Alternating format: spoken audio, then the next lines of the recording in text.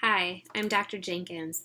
If you haven't watched the introduction video yet that shows you around the Blackboard site a little bit, make sure that you do that. But for a few minutes now, I want to walk with you through our course syllabus. It would be a good idea if you had the document pulled up on your desktop, so if at any point the video is moving too fast and you want to scroll through the document yourself, you can pause the video and just take a look at the syllabus. I'm going to pull up a copy of it too and scroll through that and talk to you for a few minutes about different items in it and tell you some things that you should just take the time to read on your own.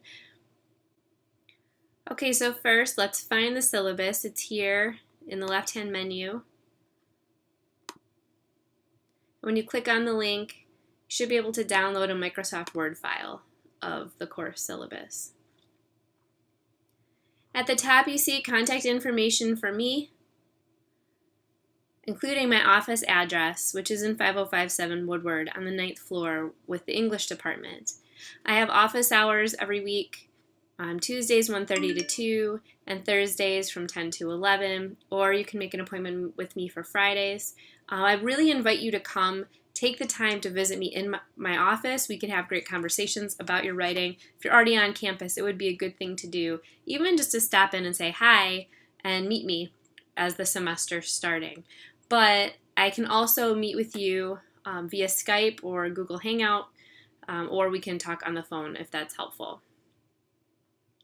In the beginning of the syllabus, you see things like a Department of English description and the undergraduate bulletin description and how you're placed into English 1020.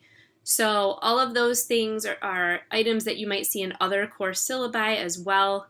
And here you can check out the goals for the class, teaching you to think about the rhetorical situation of any piece of writing, integrating reading, research, and writing in analysis and argument genres, and helping you develop analyses and arguments using research-based content. So a little bit later in the syllabus, you'll see the projects that we'll use to do those things. Our class has 4 course learning outcomes: reading, writing, researching, and reflecting. These are common learning outcomes across all sections of English 1020. And so as we look at each of these bullets, you can see that those are comprised of a number of different strategies and goals that we have for you, including developing flexible reading, research, and writing processes as you develop your knowledge about writing and you develop your ideas about the arguments and analyses that you're working on. There's one required text for this class, the Wainwriter 2nd edition. It's a yellow book, and you should make sure that you're getting that the first week of classes. The next thing you'll see is a short description of each of the 5 major projects. The first thing we'll start on right away in week 2 is project 1, the rhetorical analysis project. And in that project, we're going to practice analyzing the way that an author constructs an argument. In project 2, we'll practice conducting relevant research and finding the most effective sources about a research question. We'll put the tools and skills that we develop in projects 1 and 2 together, and in project 3, we'll craft an argument using research to support that argument. Project 4, we will compose infographics, kind of translating that argument from project 3 into a new genre and making a visual argument.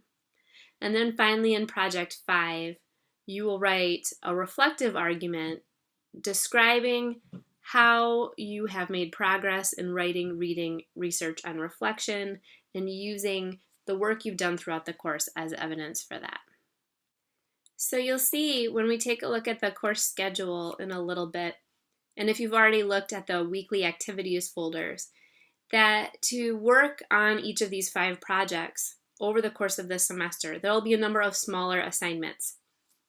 Things like blog posts, submitting drafts for me to read and for your peers to read, taking a look at your classmates' drafts and giving them feedback, and also suggest a number of other opportunities for you such as workshops in the Write Zone, which is our university writing center, or conferences with me, and sometimes I'll even give you other tips and strategies for writing your projects that aren't exactly built into the homework of the class, but would be helpful for you nevertheless.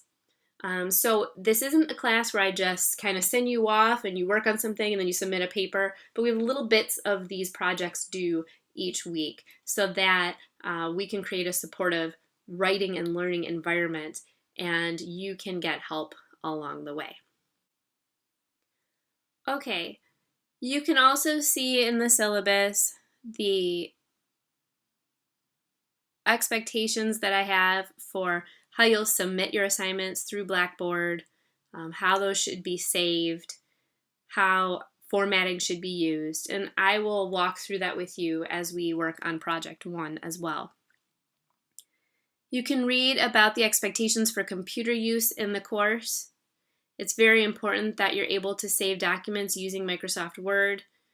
Through the university, you all have access to Microsoft Word, so that should support your work in that area. Grading for this course, we use a contract grading system.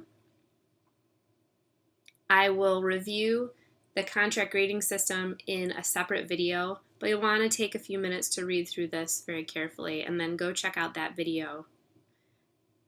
I also give you one homework pass each semester. I understand that you are taking maybe several other classes, maybe working a part-time or full-time job, you might have family to take care of, just a lot of other things going on in your life. So as you're looking ahead at the semester and planning the work and the projects you have to do, I want you to know that you have one homework pass that can be used on any of the blog posts. You just have to tell me before the assignment is due that you're going to be using the pass, whether you tell me at the beginning of the week or you tell me half an hour before the assignment is due. I'd like you to think and plan ahead on that. So here are directions for how to do that. Then I'm including a schedule for you of assignments, due dates, and just a checkbox that you can use for completion. You might want to print this off and have it on your desk so you can check things off or leave notes for yourself as you work through the semester. Typically, I'll return major projects within 10 days of when you submit them. Some of you will get your response and your feedback from me much earlier than that. Some of you later. I kind of change up whose papers I look at first every time. Just be aware that reading your work takes me a lot of time as well. And so that's our window for like Project 1, Project 2, Project 3, Project 4, and Project 5. Within 10 days of submission, you'll get feedback on that. But for blog posts, usually you'll get feedback in a couple of days. I'm usually pretty quick on email within a couple of hours, except for overnight. When I'm sleeping, I will get right back to you. On weekends, usually within 12 hours. I talked earlier about conferences, so here are some strategies for how to get a hold of me and meet with me. And let's take a minute to talk through some other course policies. I do not accept late work for credit.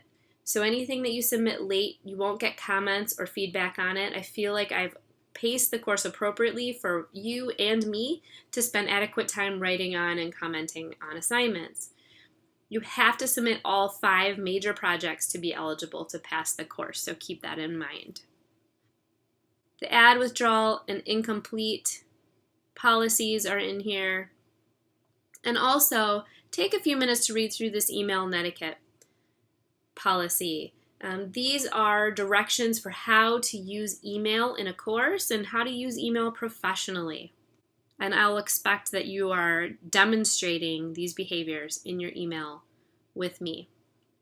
We can talk a little bit also about plagiarism. Plagiarism is the act of copying work from books, articles, or websites without citing or documenting the source. It's also including copying someone else's paper, someone from another class or from another school, or buying a paper on the internet. And plagiarism includes having someone else write your paper. If you hit a spot where you think you're having trouble with an assignment and you're not sure how to write it, the best thing to do is come talk to me so I can help you with your questions. And remember that we have this really awesome resource, the Warrior Writing Research and Technology Zone, or the Write Zone, where you can get tutoring and support on your writing your projects. Finally, in the syllabus, there are a number of other links to resource sites like the Undergraduate Library, the Academic Success Center, and counseling and psychological services if you find yourself having a hard time at any point throughout the semester. So remember to take a look at the introduction video, take a look at the video on the grade contract, or I'll break that down a little bit. I have those things all separate so that if you need to reference just one of them, you don't have to watch an entire long video again. And remember to send me any questions if you have them. I look forward to working with you, hopefully to meeting you in person, and I hope that you have a great week.